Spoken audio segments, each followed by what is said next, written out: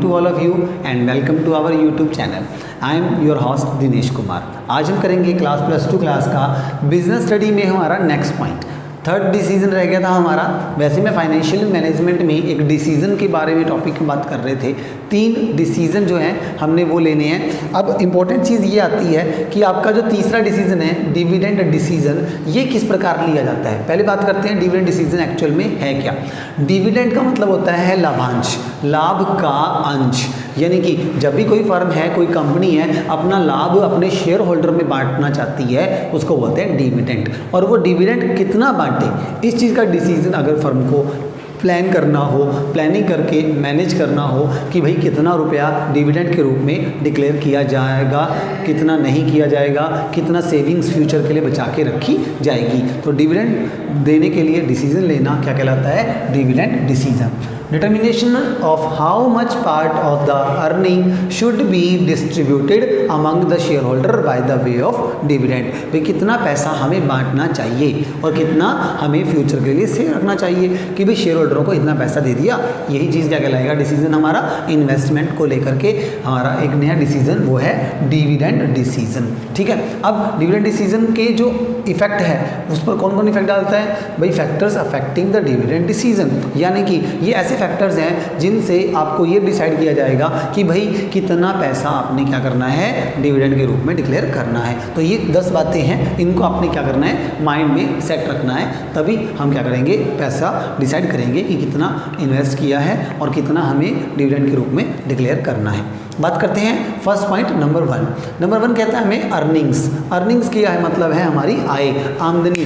अगर आपको लगता है कि कंपनी लगातार बढ़िया इनकम कमा रही है, अच्छा पैसा उसको इनकम के रूप में मिल रहा है और वो कंटिन्यूटी बनी हुई है, लंबे समय से हम ऐसा कर रहे हैं, तो आप क्या कर सकते हैं, ज़्यादा डिविडेंड डिक्लेयर कर सकते हैं। अब सिंपल सी बात है, ज़्यादा इनकम होगी तो आपके पास ज़्यादा प्रॉफिट पड़े हुए हैं, तो शेयर होल्डरों को बांट कर उन्हें हम खुश कर सकते हैं। अगर शेयर होल्डर बढ़िया होंगे, शेयर के दाम मार्केट में बढ़ेंगे, तो भाई हमारे इन्वेस्टर्स की संख्या भी लगातार बढ़ती जाएगी, हमें बेनिफिट मिलेगा। इसीलिए अगर अर्निंग अच्छी है तो आप ज़्यादा से ज़्यादा क्या करें, डिविडेंड डिक्लेयर कर सकते हैं। मेरे ख्याल से क्लियर हो रहा होगा, बहुत ही सिंपल से पॉइंट है।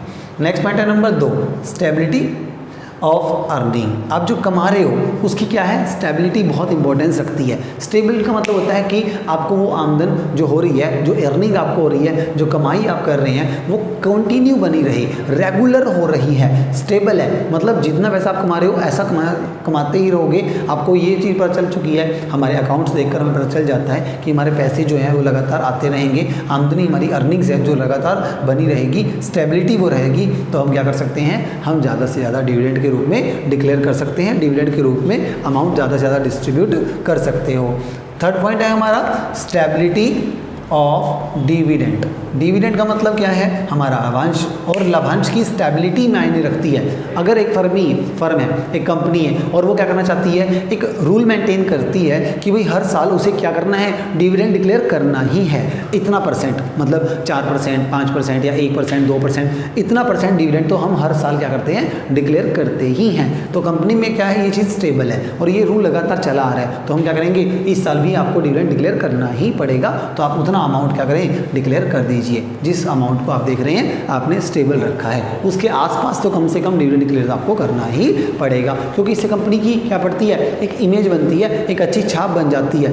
नॉर्मल सी बात है, शेयर होल्डर कंसीडर करते हैं, कई सालों से आप लाभ दे रहे हो, लगातार बांट रहे हो, तो नॉर्मल सी बात है हर इन्वेस्टर आपकी कंपनी की तरफ क्या होगा, अट्रैक्ट होगा। तो कहीं ना कहीं डिविडेंड डिसीजन लेते हुए आपको ये भी ध्यान रखना है कि आपका जो डिविडेंड है हर साल थोड़ा थोड़ा करके आप डिक्लेयर करते ही रहें, उसे एक मेंटेन करके रखें, स्टेबल बना के रखें। तो अगर आप ऐसा चाहते हैं तो आपको क्या करना पड़ेगा, डिविडेंड अच्छा डिक्लेयर करना पड़ेगा ही पड़ेगा, जितना हर साल आप कर रहे हो। ठीक है, नेक्स्ट पॉइंट है नंबर 4, ग्रोथ अपॉर्चुनिटी। अगर एक फर्म चाहती है क्या, ग्रोथ करना, नॉर्मल सी बात है, अगर ग्रोथ करना चाहती है तो क्या चाहिए होगा, उसको पैसा चाहिए होगा, सेविंग्स चाहिए होंगी, बहुत सारी इन्वेस्टमेंट करने के लिए आपको क्या चाहिए, खर्च करने के लिए पैसा चाहिए होगा। अगर आपको पैसा चाहिए तो आप डिविडेंड डिक्लेयर नहीं कर सकते, अगर करो तो कम कीजिए ताकि आपके पास ज़्यादा पैसा सेविंग के रूप में बचे, और जब सेविंग होगी ज़्यादा तो आप क्या कर पाओगे, ग्रोथ अपॉर्चुनिटीज़ का बेनिफिट उठा सकते हो। मान लीजिए आपने कंपनी के लिए क्या खरीदना है, कोई नया प्लॉट लेना है, बिल्डिंग खरीदनी है, मशीनरीज वगैरह लेनी है, या अपना अपना टर्नओवर बढ़ाना चाहते हो, तो ऐसे केस में आप ग्रोथ करना चाहते हो तो आपके सामने अपॉर्चुनिटीज़ भी हैं, तो आप उसको लेने के लिए क्या करना होगा, डिविडेंड कम डिक्लेयर करना पड़ेगा। मेरे ख्याल से क्लियर हो रहा होगा आपको कि ग्रोथ अपॉर्चुनिटीज अगर आपके सामने है तो हमें क्या करना पड़ेगा, कम डिक्लेयर करके डिविडेंड हम क्या करेंगे, पैसे को बचत करेंगे और उसे बिजनेस की ग्रोथ में लगाएंगे। होप आपको ये क्लियर हो रहा है। नेक्स्ट पॉइंट है हमारा फिफ्थ हमारा cash flow position. Cash flow position के लिए हम क्या बनाएंगे, कैश फ्लो स्टेटमेंट बनाते हैं। क्लास +2 के अंदर अकाउंटेंसी में हमारा सेकंड बुक में एक चैप्टर भी है कैश फ्लो स्टेटमेंट। हम क्या करते हैं, कंपनी की कैश का फ्लो चेक करते हैं, पिछले कई सालों से उसके डिवेंचर्स हैं, शेयर होल्डर्स हैं, उसकी कितनी इनकम हो रही है, माल बना रहा है, खरीद रहा है, बेच रहा है। Cash flow from operating activity, investing activity, financing activity, तीनों एक्टिविटी से जो पैसा आ रहा है उसकी पोजीशन पता चल जाती है कंपनी की कि क्या कंडीशन चल रही है। और जैसे ही पता चलेगा कंपनी कंडीशन की कि बहुत अच्छा कैश का इनफ्लो हो रहा है या आउटफ्लो हो रहा है, अगर आउटफ्लो ज़्यादा हो रहा है तो डिविडेंड कम डिक्लेयर करें, और अगर इनफ्लो ज़्यादा हो रहा है तो आप ज़्यादा डिविडेंड क्या है, डिक्लेयर कर सकते हैं। मेरे ख्याल से क्लियर हुआ होगा आपको कि कैश का फ्लो जितना ज़्यादा होगा उतना ज़्यादा डिविडेंड हम डिक्लेयर कर सकते हैं। अगर कैश का फ्लो नहीं हो रहा है, उल्टा कैश आउटफ्लो हो रहा है, तो आप क्या करें, कम से कम डिविडेंड डिक्लेयर करें और ज़्यादा सेविंग्स पर ध्यान दें।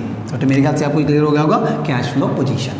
नेक्स्ट पॉइंट है हमारा सिक्स्थ, शेयर होल्डर प्रेफरेंसेस। अब आपको मालूम है कई क्या करते हैं, कंपनी के शेयर होल्डर कंपनी को क्या नहीं देते, ऑर्डर नहीं देते, परमिशन नहीं देते, क्या भाई डिविडेंड कम डिक्लेयर कर, ऐसा क्यों कहेंगे वो तो क्या चाहते हैं, डिविडेंड कम डिक्लेयर क्यों करो भाई, ज़्यादा डिविडेंड डिक्लेयर करें। कई शेयर होल्डरों का मानना यही होता है। अब देखो शेयर होल्डर दो तरह के होते हैं, एक ये मानते हैं कंपनी में पैसा लगाया है, मुझे डेली प्रॉफिट चाहिए, मुझे आमदनी चाहिए, मुझे प्रॉफिट इनकम चाहिए, एक ऐसे शेयर होल्डर होते हैं। और एक शेयर होल्डर क्या करते हैं, गेन कमाने के लिए क्या किया, शेयर खरीदा, जब दाम बढ़े उसको बेच दिया, सिर्फ प्रॉफिट कमाने के लिए नहीं करते, केवल गेन कमाने के लिए वो क्या करते हैं, अपने शेयर्स को खरीदते हैं। तो दो तरह के शेयर होल्डर हैं। अगर ऐसे शेयर होल्डर हैं जो प्रॉफिट कमाना चाहते हैं वो तो कहेंगे भाई डिविडेंड डिक्लेयर कीजिए, बट अगर कोई शेयर होल्डर ऐसा है जो केवल गेन के लिए ऐसा कर रहा है कि मार्केट में दाम बढ़ते ही मैं उसे बेच दूंगा, तब वो डिविडेंड डिक्लेयर करने के लिए और ज़्यादा डिमांड करेंगे। क्योंकि देखो डिविडेंड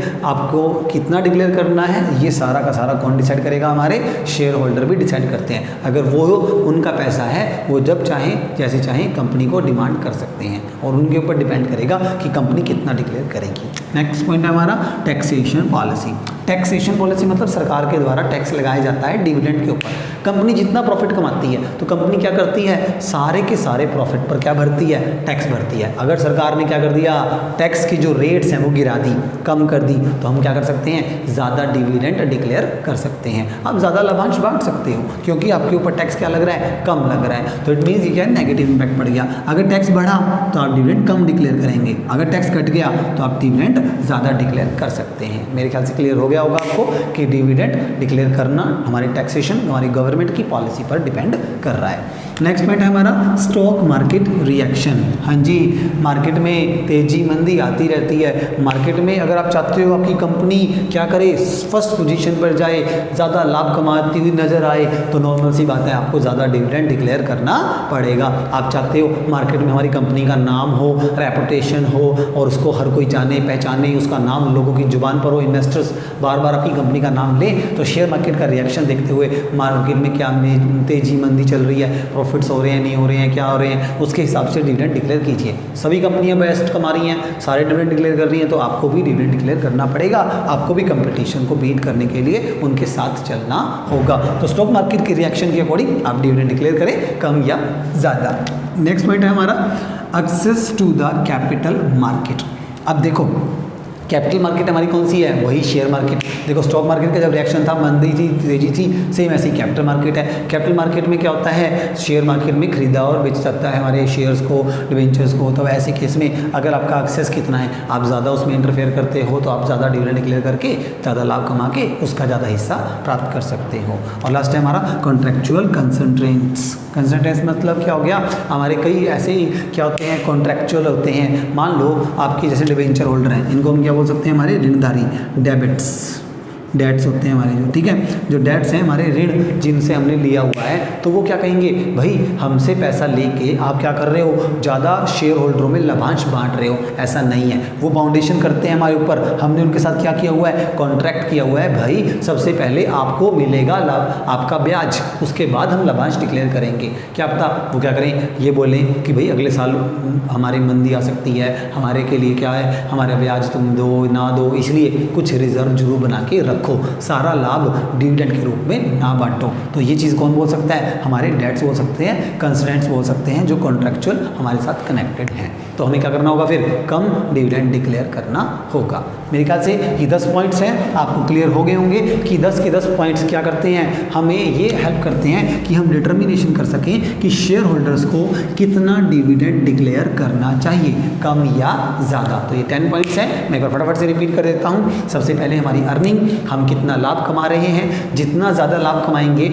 उतना ज़्यादा डिविडेंड डिक्लेयर कर पाएंगे। स्टेबिलिटी ऑफ अर्निंग, अगर आपकी अर्निंग सालों से मतलब एक स्टेबल चली आ रही है, हम लगातार लाभ कमाते ही जा रहे हैं, तो भी आप क्या करें, ज़्यादा डिविडेंड डिक्लेयर कर सकते हैं। सेम ऐसी डिविडेंड की स्टेबिलिटी, कई फर्म चाहती हैं कि मैं डिविडेंड हर साल थोड़ा थोड़ा करके देता ही रहूँ, कुछ ना कुछ तो दे कम से कम, एम्प्लॉइज़ को स्टेबल रखना चाहते हैं ये पॉलिसी, तो आप डिविडेंड डिक्लेयर करें।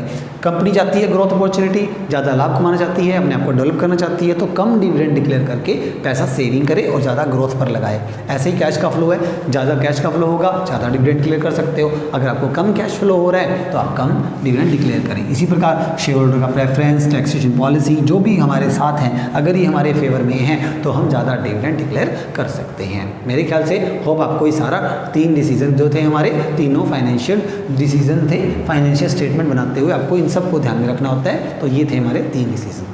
आज के लिए इतना ही, बाकी हम नेक्स्ट लेक्चर में करेंगे।